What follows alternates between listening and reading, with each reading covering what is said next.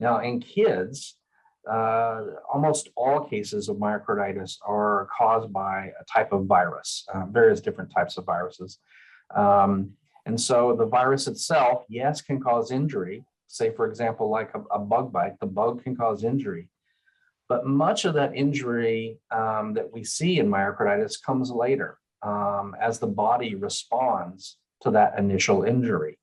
And so, for example, a virus attacks the heart muscle, maybe disrupts some cells, breaks some cells up, and that exposure and disruption can then trigger the body's own immune system to go into overdrive and to localize to that area of injury and begin a cascade of events that cause what we call inflammation.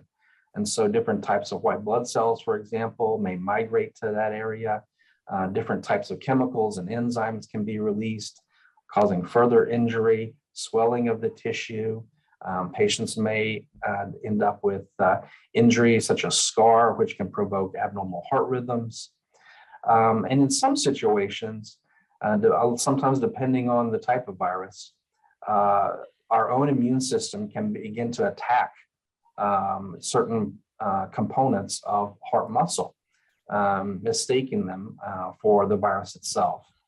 And so this can go on for several days before it begins to quiet down and begin to resolve, and the patient can convalesce. Now, I mentioned that most cases in kids are caused by viruses. Those viruses are most typically viruses called enteroviruses. Adenovirus is a type of virus, parvovirus, but it's not just viruses. It can also be bacteria. So, for example, strep or staph, basic types of bacterial organisms. Non-viral, non-bacterial organisms also have been implicated.